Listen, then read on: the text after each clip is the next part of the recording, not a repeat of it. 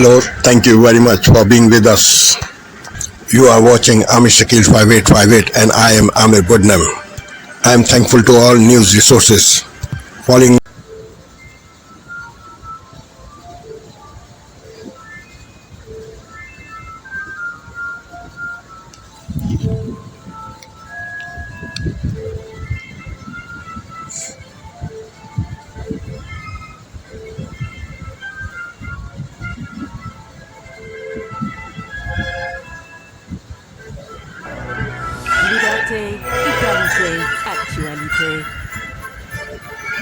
I'm Yenali, France 24's correspondent in Beijing, covering Greater China and the Koreas.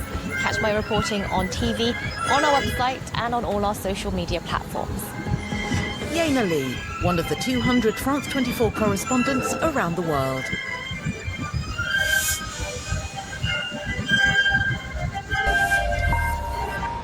Hello, you're watching Daybreak here on France 24. I'm Yinka Yetade. Our top stories. Israel's deadly campaign in Lebanon claims a further 15 lives in the south and east. Meanwhile, the UN's peacekeeping mission in the south remains defiant, saying it will not move from the border areas despite attacks against its members and positions, some of which have been blamed on Israel. We'll get the latest from our correspondent, Rawat Taha. The late Russian opposition leader Alexei Navalny believes he would die in prison. The revelation from excerpts of his memoir Patriot set to be released later this month. And US Vice President Kamala Harris is in excellent health and is fit for office, says her doctor. The 59-year-old releasing her first medical report in an effort to draw a sharp contrast with her 78-year-old opponent, Republican Donald Trump.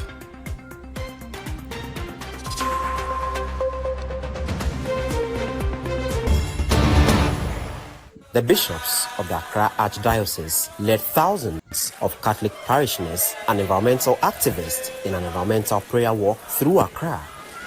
They united in their call for stronger environmental protection and an end to galamsey, which has ravaged Ghana's water bodies and ecosystem. I'd like to tell His Excellency that we want him to pronounce immediate effect that galamsey should be seized. If you are not very careful, the environment will experience total pollution. We will not get any clean water for ourselves and for those unborn. The event drew widespread participation, including Fix the Country and the Democracy Hub. So our struggle is that we want galamsey to end and our water bodies to be fixed. Any group that is willing to march on that objective, you can count on our full support to be part of them. And that is why we are here today marching with the good people of Ghana. We have done this mining for God knows how long. Tell me that mineral revenue are responsible for the development of any infrastructure in this country. We still go to Guru and come and fix all the problems of this country. Isn't that sickening? The walk ended at the Christ the King parish, where a petition was presented. It is the fight of all of us, policymakers, those who are involved in the business, our traditional leaders, and indeed every Ghanaian. In northeastern Nigeria, the population lives in fear. In addition to the security threat posed by the presence of jihadist groups, residents now face the risk of food insecurity.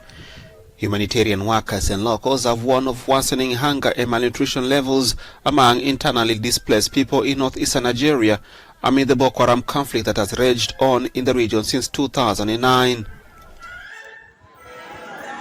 October 28 on ABC TV and ABC iView.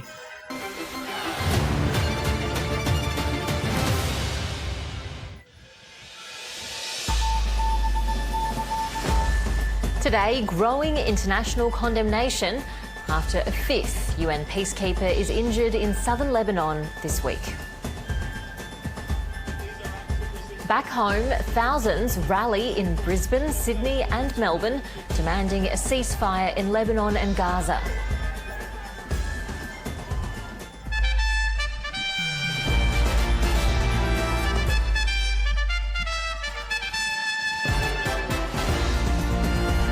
Four people, including 2 children, are killed after a fuel tanker explodes in Russia's Chechnya region. And Brody Kostecki sets the fastest lap at Mount Panorama with Brock Feeney hot on his tail.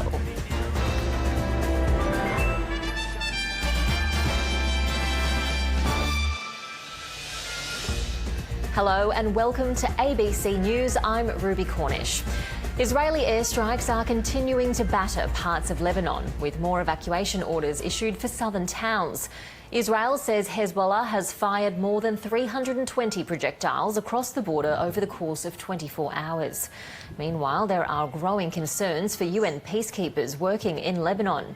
The United Nations says 5 soldiers have been injured in the past week. Our correspondent Natalie Whiting filed this report from Jerusalem. The death toll in Lebanon since the hostilities started has now risen to more than 2,250 people, including 5 killed in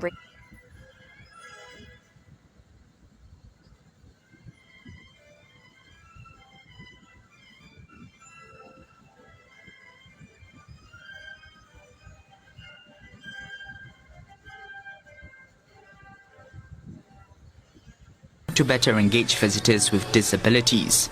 Our training for the interest. This is Asia Now.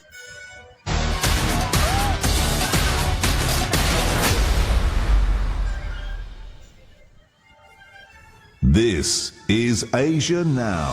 Hello, it's 2 p.m. in Singapore and Hong Kong, 11:30 in New Delhi and 1 o'clock in Jakarta. I'm Angela Lim. At this hour, China and Vietnam boost ties with a slew of agreements from trade to defense as Chinese Premier Li Qiang visits Hanoi amid lingering worries from a recent territorial flare-up in the South China Sea. Singapore Prime Minister Lawrence Wong urges closer cooperation among members of ASEAN to amplify its voice globally amid increasing geopolitical rivalry. And UN peacekeepers in Lebanon warn the situation could soon spin out of control as Israel widens its fight against Hamas and Hezbollah, and Iran braces for an Israeli retaliatory strike.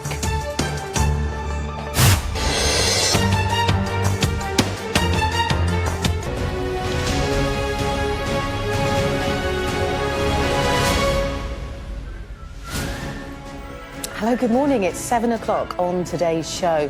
A monumental figure of Scottish politics tributes are paid to the former Scottish First Minister, Alex Salmond, who has died aged 69.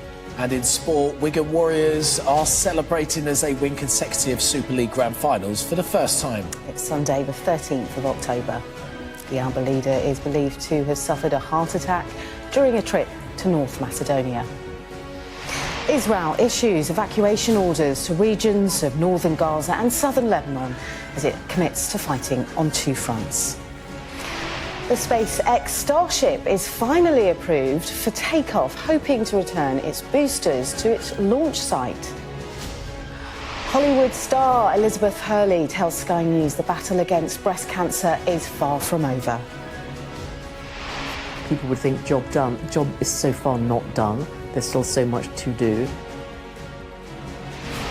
And in sport, another defeat for Scotland, this time to Croatia, leaves them with just 1 win in 15 games as pressure mounts on coach Steve Clarke.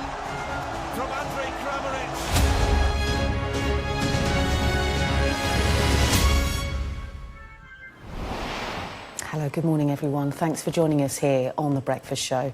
Our top story this morning, tribute. Good morning. Commemorations pour in for former First Minister of Scotland, Alex Salmond. The political giant, best known for running the 2014 independence campaign, died yesterday at the age of 69. Well, the Prime Minister and King Charles have paid tribute to the man whose impact on Scottish politics certainly won't be forgotten. Northern Ireland's health bill faces backlash as thousands take to the streets to protest what they say is a crackdown on free choice. What authority did those in government, in the public legislation branch, in the Department of Health, what authority did they have to even put this through? This bill is in line with the likes of the Brexit and the likes of the Good Friday Agreement. It's being called the cosmic moment of the century. Look out for comet A3. It hasn't been visible for 80,000 years. Can you see the value of separate beds for couples? Well, shortly we'll be debating whether sleeping solo is the secret to relationship harmony. And later, we meet the man who's on a mission to photograph every corner of Europe.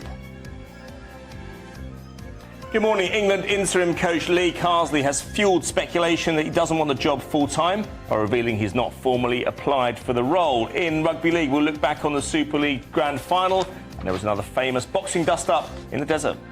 Hello, good morning. We're starting the day on a chilly note across the UK. We will see plenty of sunshine during the day itself before rain arrives in the west later. I'll have all the details later on. It's just gone 7 o'clock. I'm Stephen Dixon. And I'm Ellie Costello, and this is GB News Breakfast. This is DW News, live from Berlin. Palestinians flee from a refugee camp in Gaza as Israel orders them to leave.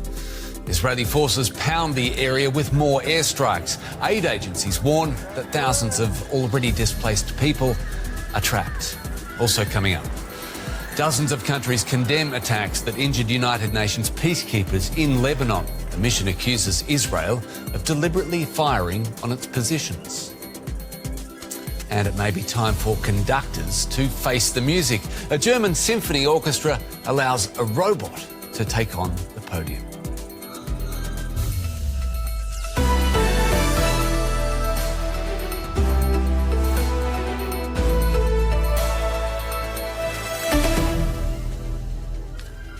I'm Anthony Howard. Welcome to the program. Authorities... Israeli strikes hit central Lebanon, areas outside of Hezbollah's control.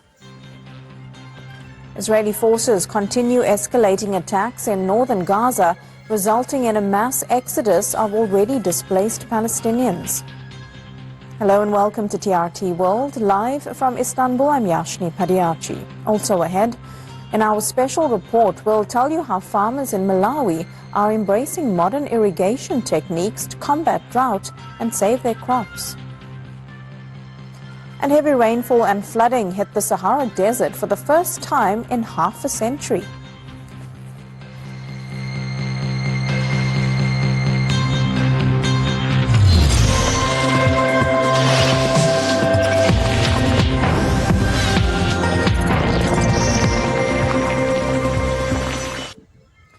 A marketplace, a mosque, a UN peacekeeping lookout tower and densely populated residential areas. 100 days ago, Sir Keir Starmer had a spring in his step as he led his party back into number 10 after 14 years in opposition. But the transition to government hasn't been smooth sailing, as the Prime Minister admitted in an interview to mark this first milestone. There is always going to be choppy days, choppy moments. I've been through this before. You get these days and weeks when things are choppy. There's no getting around that. That is in the nature of government. You're under huge scrutiny. Throughout the election campaign, Labour repeatedly identified growth, not personal tax rises, as the source of funding for their plans. On Monday, they're set to host a crucial international investment summit, where ministers will be trying to attract billions of pounds of capital. But the government has hit rough waters. The Emirati-owned shipping giant DP World, owner of P&O Ferries, was reportedly threatening to pull out and to postpone its £1 billion expansion of the London Gateway port because of the new Transport Secretary's criticism this week. They're a rogue operator. We're cracking down on the way that they've treated employees. They Would will you not travel with P&O Ferries? No, I've been boycotting P&O Ferries for 2.5 years, and I encourage consumers to do the same. This led to an unusual public rebuke from Sir Keir Starmer. Well, look, that's not the view of the government. What matters to me is keeping our focus on that inward investment. The Transport Secretary's position dates back to an incident in 2022 when P&O fired 800 staff over Zoom. I am sorry to inform you that this means your employment is terminated with immediate effect on the grounds of redundancy. Management replaced them with cheaper foreign agency workers, in the full knowledge they were breaking some UK employment laws. P&O claim the controversial decision, heavily criticised by the previous government, saved the company and 2,000 jobs. At the time, Keir Starmer was also equally critical. The way P&O have behaved has been absolutely disgraceful. It makes my blood boil. So-called fire and rehire practices are a target of Labour's new employment rights bill. But now in government, ministers are learning from this instance that they have to be more careful with their language. Whilst today DP World confirmed their chairman, Sultan Ahmed bin Salaya, will attend the summit, it's been seen as another instance of Labour struggling operations. Thank you for sparing your precious time. This is Amir Shakil. Have a good life. Bye-bye.